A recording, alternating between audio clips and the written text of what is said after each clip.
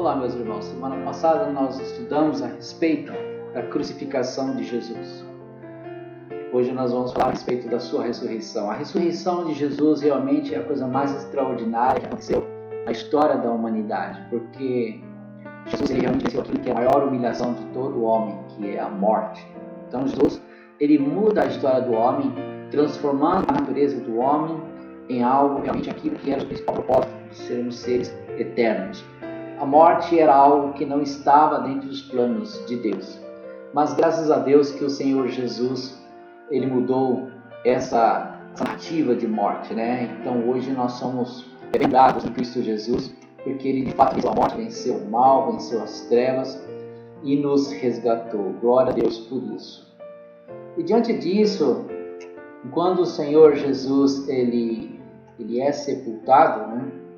Que ele é levado a um sepulcro. O sepulcro tinha uma pedra enorme, a pedra pesava quase 1 tonelada, né? Era uma coisa realmente difícil de mover, que lacrava a porta do sepulcro. Inclusive, se você for visitar Israel nos dias de hoje, você vai ver uma placa escrita assim: ele não está aqui, ele ressuscitou. E o que acontece? Essa história da narrativa da ressurreição de Jesus está em Lucas capítulo 24, do 1 ao 8. Vamos ver comigo? E do primeiro dia da semana, muito de madrugada, foram elas ao sepulcro, levando as especiarias que tinham preparado. E acharam a pedra do sepulcro removida, e então não acharam o corpo do Senhor Jesus. E aconteceu que, estando elas perplexas, e a esse respeito, eis que pararam junto delas 2 varões com vestes resplandecentes. E estando elas muito atemorizadas e abaixando o rosto para o chão, elas lhes disseram: por que buscais o vivente entre os mortos? Não está aqui, mas ressuscitou. Lembrai-vos como vos falou estando ainda na Galileia, dizendo: convém que o Filho do Homem seja entregue nas mãos dos homens pecadores e seja crucificado, e ao terceiro dia ressuscite. E lembraram-se de suas palavras. Então, veja que interessante, há uma evidência aqui, né? 2 varões, 2 anjos ali, fortes, né? Abriram aquela pedra e ressuscitaram o Senhor Jesus. Quem ressuscitou o Senhor Jesus foi o Espírito Santo de Deus, né? A Bíblia diz que ele é a primícia dos que dormem, né? E elas ficaram perplexas quando elas viram aquela pedra removida, né? E os 2 varões com vestes brancas resplandecentes, né? Essas mulheres, Maria e a mãe de Jesus, né? A Maria Madalena e a mãe de Jesus, elas foram até o sepulcro para colocar incenso, cheiros, aquelas coisas de especiarias. Chegando lá, o lugar está vazio. Então elas ficaram pasmas, assustadas com essa história. E elas ficaram assim, perplexas com essa história e saíram correndo, né? Estando elas muito atemorizadas e abaixando o rosto para o chão, lhes disseram: por que buscais o vivente entre os mortos? Né? Então o anjo fala: por que vocês estão buscando? Ele está vivo aqui no meio dos túmulos, está vindo aqui nos túmulos procurar aquele que vive. Então a ressurreição de Jesus é a garantia de que todos os que morrerem em Cristo se levantarão do pó da terra. Essa é uma verdade prática.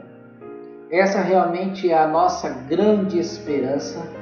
Não existe cristianismo sem crer nisso que vai acontecer. Então veja, a essência da ressurreição de Jesus, da sua vida, a forma como todo o seu ministério aconteceu, né? O objetivo, tudo que foi anunciado pelos profetas, tudo aquilo que ele mesmo anunciou, né? Importa que o Filho do Homem seja levantado. Quando ele conversou com Nicodemos também, assim como a serpente foi levantada no deserto.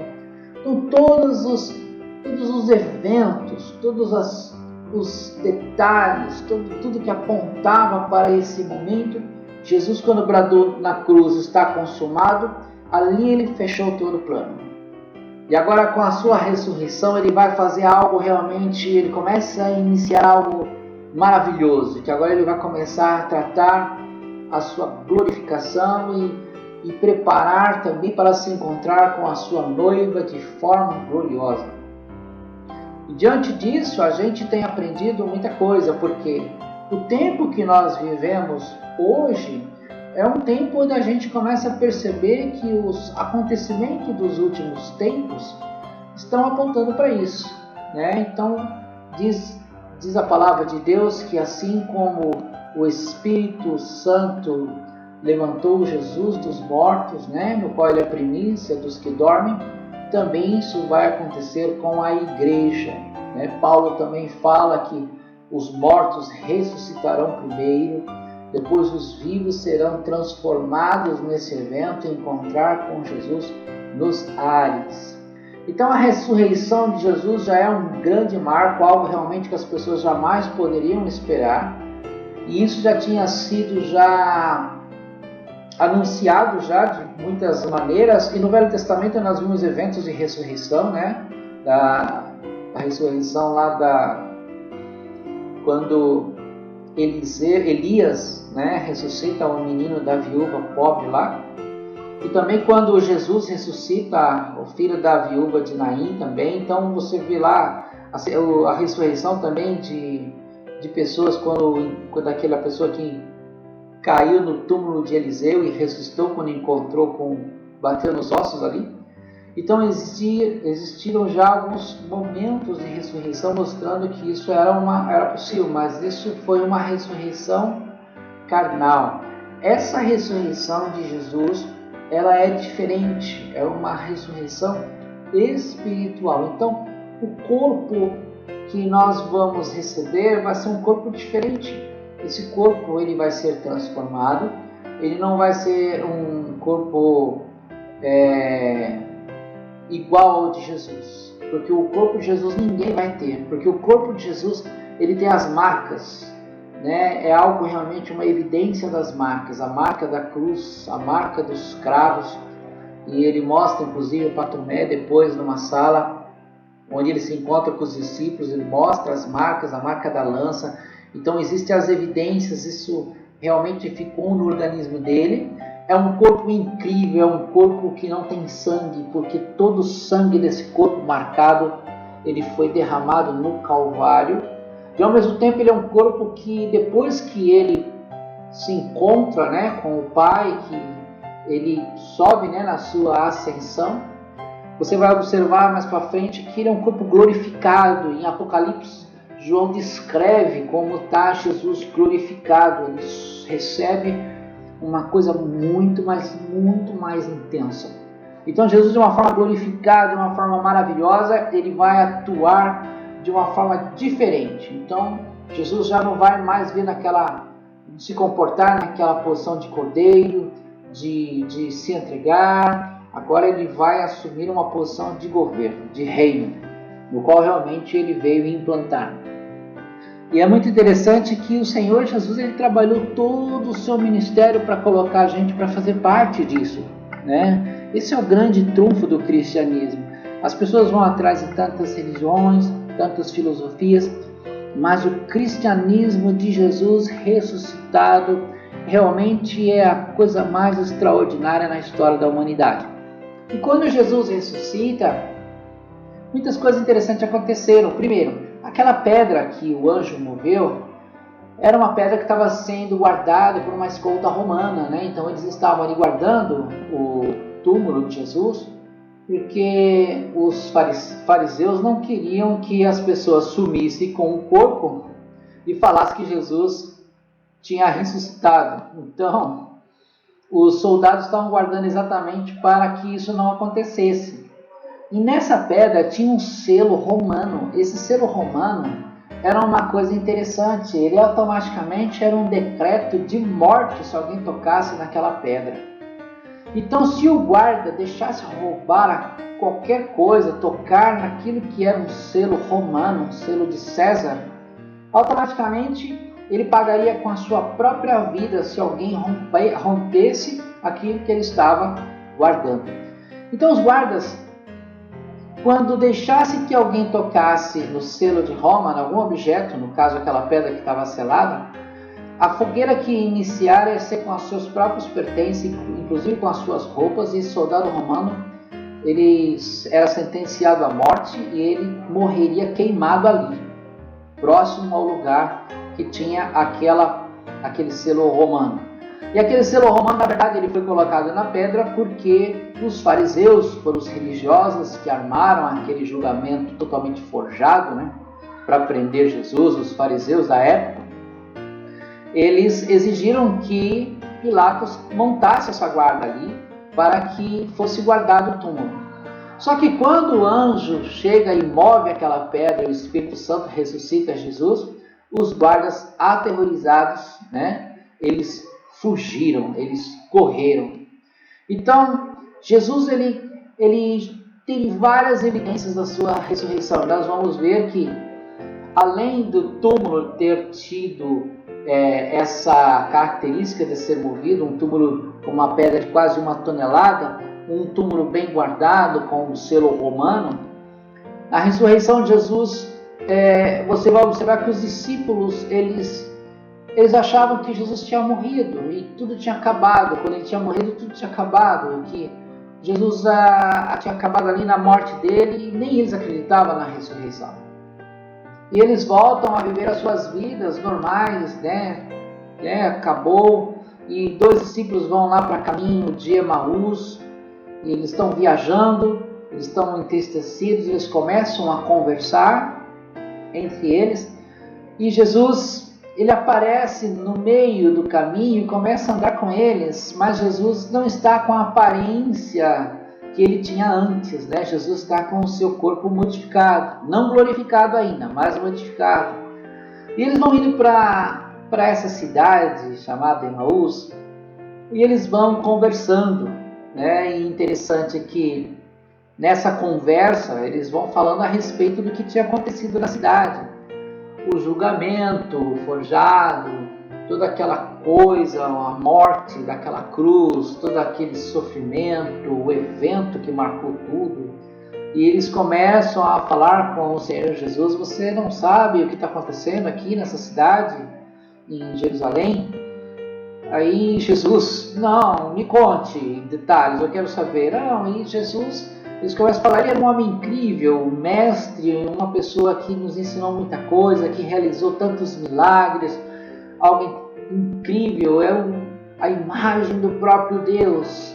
E Jesus conversando com ele, tentando entender, né, o sentimento deles, fazendo algumas perguntas, argumentando ali e falando algumas coisas interessantes que eles precisavam saber, consolando aqueles 2 discípulos, mesmo sem eles reconhecer a pessoa dele, sendo o próprio Senhor Jesus.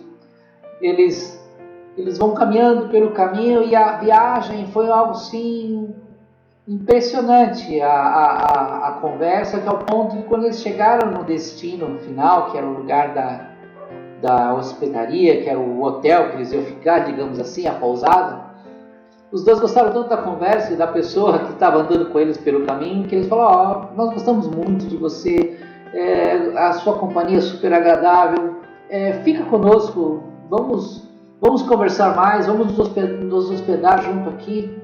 E Jesus, ele aceita: tá bom, então vamos dormir aqui nessa pousada. E na hora que eles vão fazer a refeição, é impressionante. Jesus tem uma forma peculiar de cortar o pão, uma forma muito particular.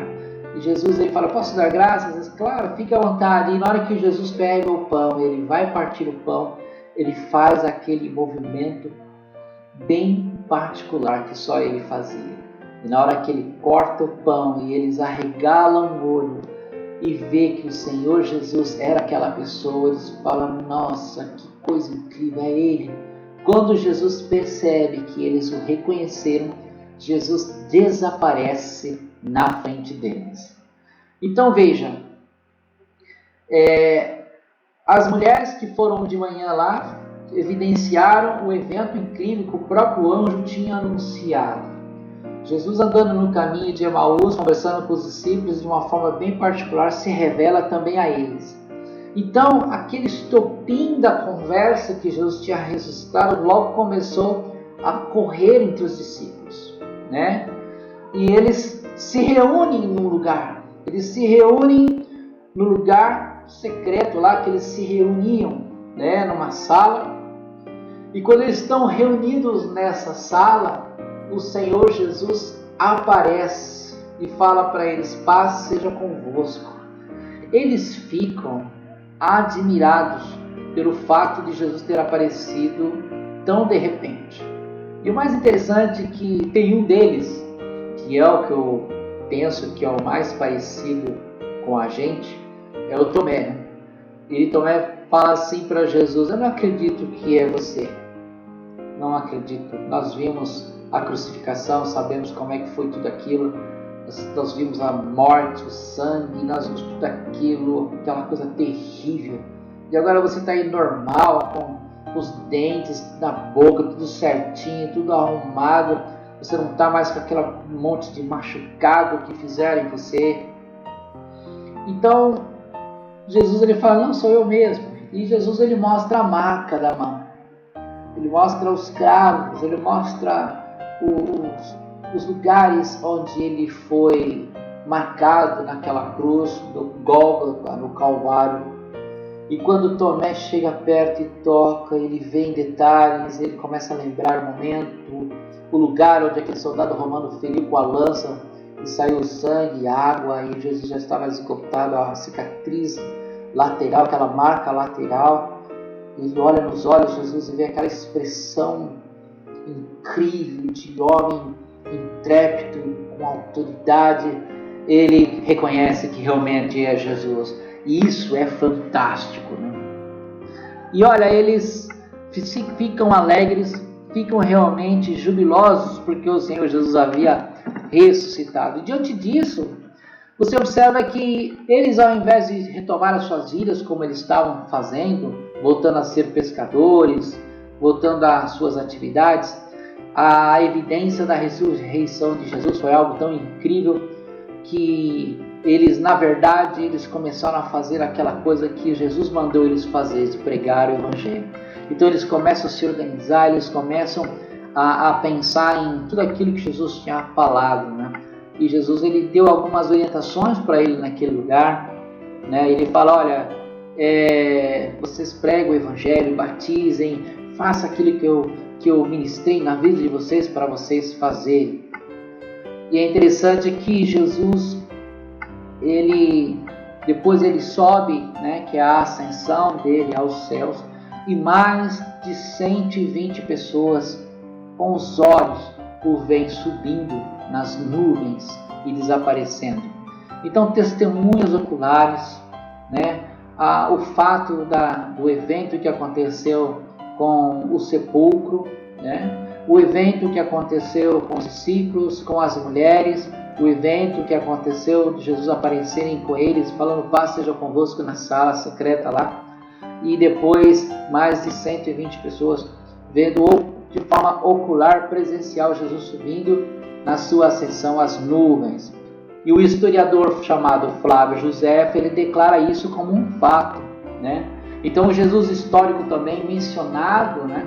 Ele é bem dirigido dessa forma. Ele é colocado como uma evidência, como um fato. Então o Jesus religioso e o Jesus histórico, eles convergem nesse mesmo ponto. De fato, ele ressuscitou.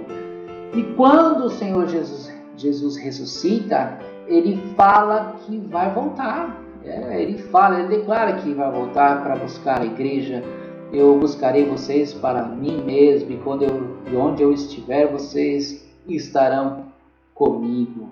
É interessante que ali a igreja começa a se mover, né? Os discípulos começam de uma forma animada a se mover para começar a construir tudo isso que é o que nós temos hoje. Então eles começam a pregar o Evangelho e o Espírito Santo, de uma forma maravilhosa, começa a operar entre eles, né? E o Senhor Jesus fala: olha, vocês Não façam nada enquanto vocês não sejam revestidos de poder. Então isso vai acontecer lá em Atos, né, que é a história da igreja. E nós vamos começar a estudar esse livro, que é um livro incrível também, né? E é maravilhoso tudo isso, que aquela coisa que incendeia, né? O cristianismo incendeia aí. E aí que a gente começa a entender tudo o que aconteceu no Velho Testamento, o seu ministério, o ápice agora que é a sua ressurreição, nos transporta para esse momento e nos enche de esperança para a sua glória, para esse encontro incrível que será o arrebatamento da igreja. Creia nisso, isso é uma verdade e vai acontecer. Então, diante de tudo isso que a gente tem estudado, diante de tudo isso que a gente tem visto, né? O cristão ele não pode perder esse foco. A gente tem visto muitas pessoas esfriarem, né? Muitas pessoas deixarem de acreditar que isso é uma verdade, mas esse é o cerne do cristianismo. Esse é aquilo no qual você e eu, nós não podemos deixar de acreditar, porque quando a gente acredita nisso, a gente está dentro do propósito, o propósito de vencer a morte, né? E quando Jesus ele começa a entrar pelos portais eternos, né? Deus ele coloca 2 corais de anjos cantando, né? De serafins cantando no portal e na entrada eles começam a cantar uma música que está lá no Salmo e diz assim: levantai, ó portais eternos, para que entre o Rei da Glória. Aí o outro coral ele pergunta: quem é o Rei da Glória? Aí o outro coral volta novamente a cantar: o Senhor forte e poderoso Senhor, Ele é o Rei da Glória. Levantai, ó portais eternos. É muito lindo isso, que Jesus é recebido como Rei da Glória. Então o seu reino foi implantado, é um reino eterno, ele é um rei maravilhoso, ele é o exemplo, ele é o Senhor de tudo, ele é a primícia dos que dormem, tudo foi criado por ele, para ele, por intermédio dele. Tudo que nós vimos, que nós estudamos, é sustentado pelas suas mãos, pela sua forma gloriosa de ser e agir. Então nele pensamos e nele agimos. Então tudo é em Cristo, tudo sustentado por ele, tudo é pela sua palavra. Ele é o exemplo perfeito, ele é o líder perfeito, o mestre perfeito, o amigo perfeito, o filho perfeito, o pai perfeito. Ele é aquela coisa maravilhosa que nós temos que nos procurar em nos espelhar. Então a ressurreição de Jesus basicamente foi essa coisa tão incrível, impactante. Eu espero que de uma forma bem assim diferente, né, você tenha entendido sobre essas evidências da ressurreição de Jesus. E isso é algo real, é verdadeiro, tá? E ele vai voltar. Se você não acredita que Jesus ressuscitou, esse fato histórico de Jesus aconteceu, existem relatos históricos, isso aconteceu de fato. A sua ressurreição é incontestável, ela aconteceu de fato. O sepulcro de Jesus é algo físico, verdadeiro, histórico, e está lá para você ver, e é incontestável. Então é algo realmente que você tem que crer. Eu tenho que crer, não por um esforço, porque é uma verdade, isso é claro, é natural e verdadeiro. E que a sua vida e a minha vida esteja pautada naquilo que Ele prometeu, de um dia nós também sermos ressuscitados em glória, assim como Ele ressuscitou. Que Deus abençoe você, que essa mensagem da ressurreição de Jesus seja uma coisa bacana, agradável na sua vida, que isso desperte fé em você, que essa semana seja uma semana de vitória. Semana que vem vamos estudar mais um pouquinho e tem muita coisa interessante para nós juntos estudarmos a respeito do ministério do Senhor Jesus e da sua igreja. Que Deus abençoe os irmãos e tenha uma boa semana.